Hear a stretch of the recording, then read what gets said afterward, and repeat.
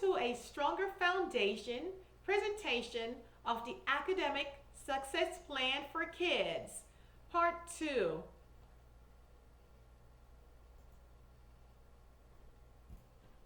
In this video, we will share some of the key attributes of this initiative, including the background, some general information, as well as the foundational ideology upon which it is based. So let's get going. I want to begin with a quote from Og Mandino. Most successful students in the world are not above the average in ability, but are ordinary students who refuse to fail.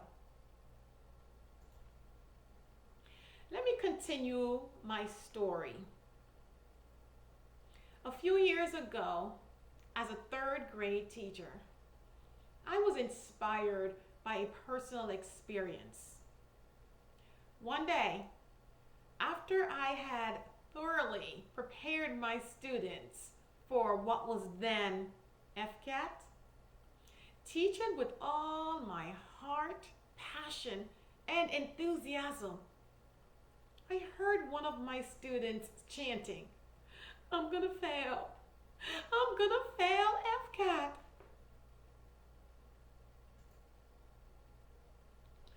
I had heard this type of chanting from other students in other classrooms, in passing in the hallways, but when my students said it, my ego was crushed. But it wasn't about me. After inquiring of the student of the cause for this doubtful statement, the student responded, "I know that I'm not smart enough to pass FCAT." Personally, I was confident that this child was academically prepared to master FCAT. But again, it wasn't about me or what I thought. So for weeks, one question troubled me. What could cause this intelligent child to have even an ounce of doubt? After soul searching, I received this revelation. Your mouth speaks whatever your heart believes. Your brain embraces whatever your mouth speaks. Your brain accommodates the message and confirms it with your heart. This is the cycle of subconscious programming. This revelation helped me to understand why the student had such doubt. Basically, she did not believe. Subconsciously, she had programmed her brain to fail. From experience, children who are victims of this negative cycle are those who have not been made aware of its existence. For years, I have wondered what would happen if our students were made aware that they can program their brains to succeed. Rhetorically speaking, what if we began to teach our students about the power of self-talk and how to use it as a booster rather than as a sword? What if our students began to apply self-talk to motivate and energize their academic actions? What if our students became enthusiastic about learning? What if our students learned to positively manipulate their cycle of subconscious programming? would we begin to see an increase in assessment scores as a school, district, state?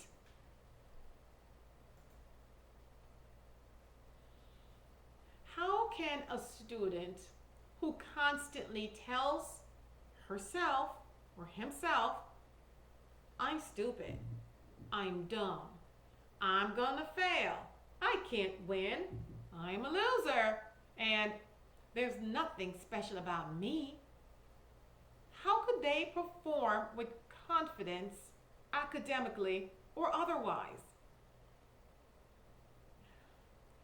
From experience, a student who believes that he cannot beat another student in a race won't even attempt to win, and in fact will refuse to even enter the race.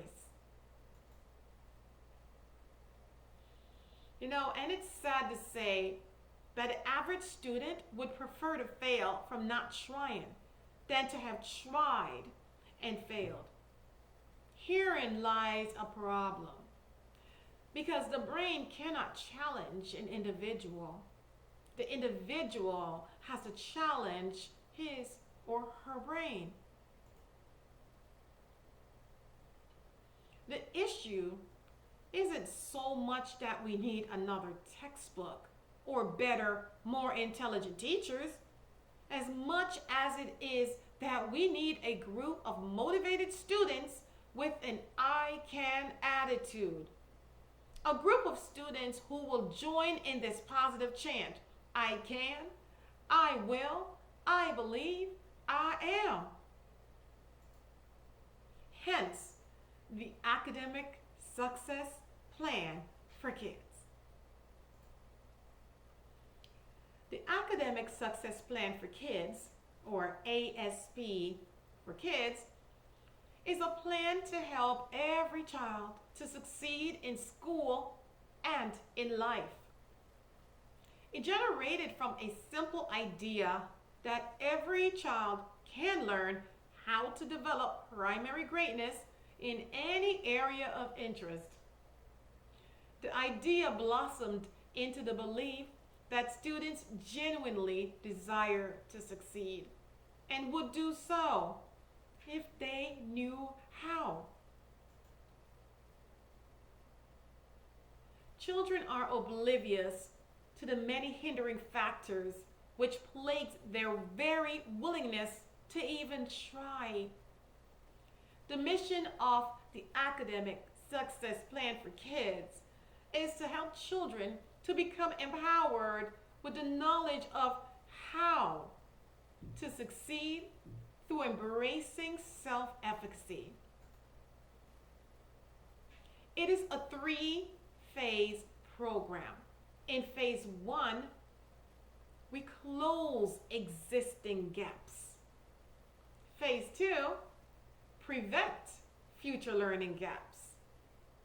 In phase 3, they become practicing experts.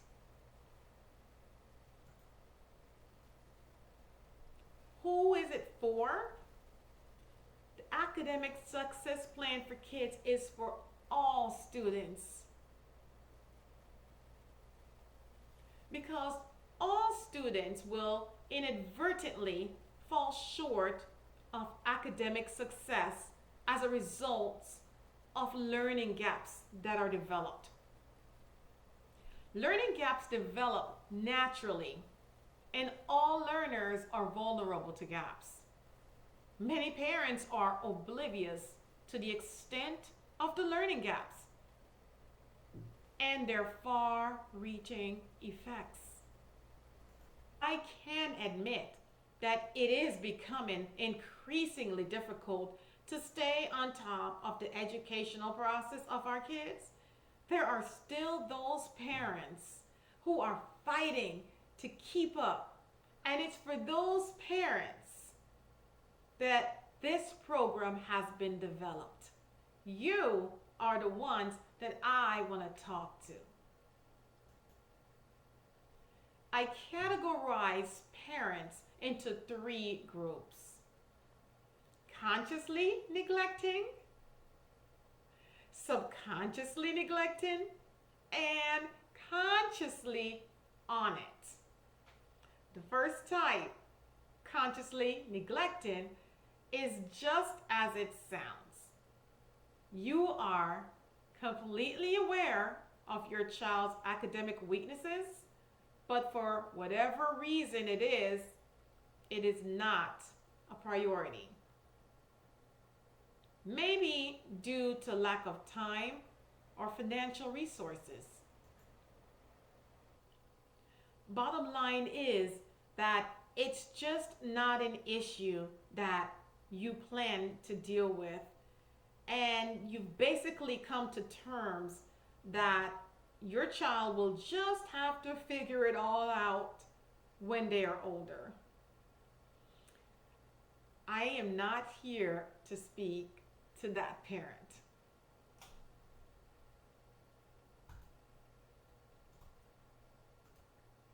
The third parent, which I call consciously on it, are those parents who have an established academic blueprint outlining strategic steps for their kids' education, possibly all the way through grad school.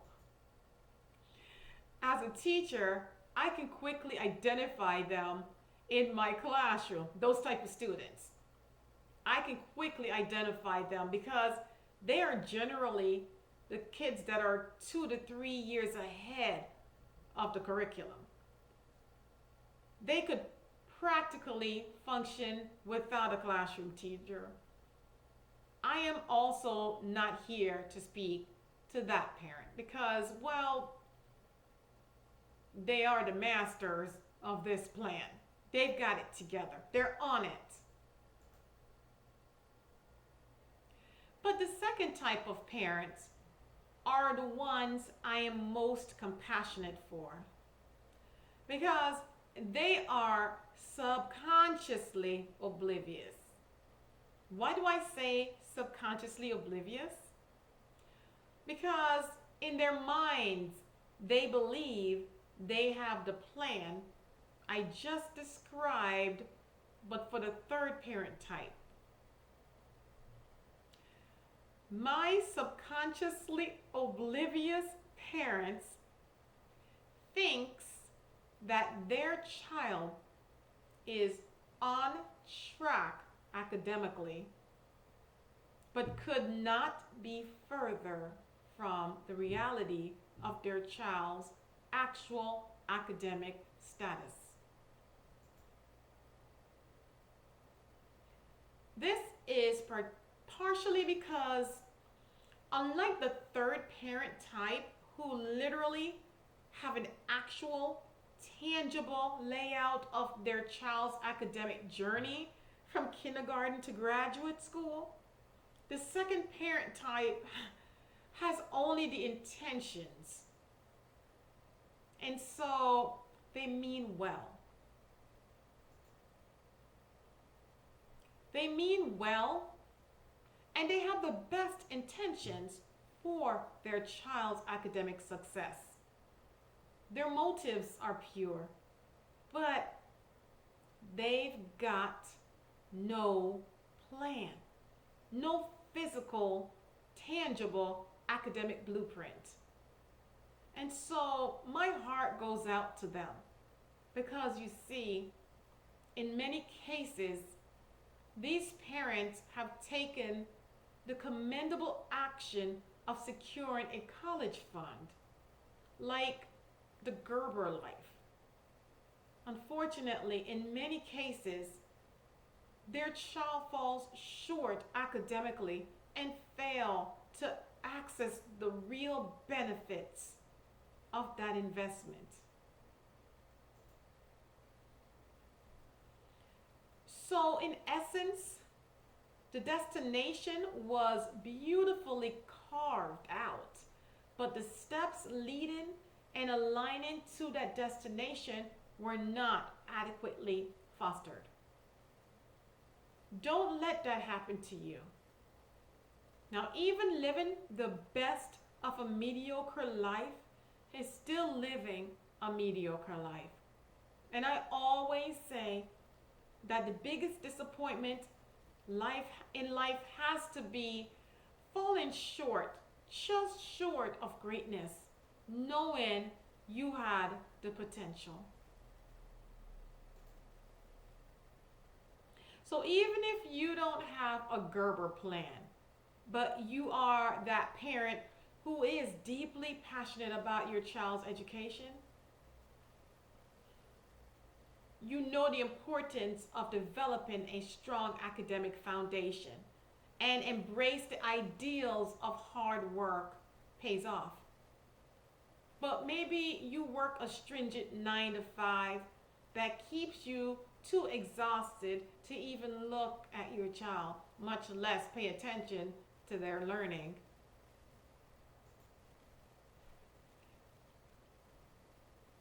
Many people in the medical field falls within this category. They work overnight and sleep during the day. That doesn't make them a bad parent. Absolutely not. Parents in this category do the very best that they can for their kids and for their kids' education. But time restraints results in their inadvertent neglect of the child's education. Now, I will add that the parent in this category may be listening and you're connecting with me in one area, but on the other extreme, you're thinking, you're not talking about my child. My child is brilliant and gets PR on every report card. That in itself has identified you as subconsciously oblivious. The fact that you believe that PR suggests that your child has an A or is even on solid ground academically is your confirmation that this program will be most beneficial to you. Another parent in this same category is thinking, well, I have a tutor for my child, and whereas that is great and commendable, unless that tutoring consists of a tangible blueprint outlining the academic success plan for your child, including strategic accountability, then you have hired a second version of the subconsciously oblivious. So again, if you are connecting with these ideas and you are interested in learning a little more about the academic success plan for kids, check out the next informational video, which will explain the process of how learning gaps are formed. The next video will lead you to consider the extent of the learning gaps that your child has, and it will help you to determine an approach or appropriate action that you need to take. Thanks for listening.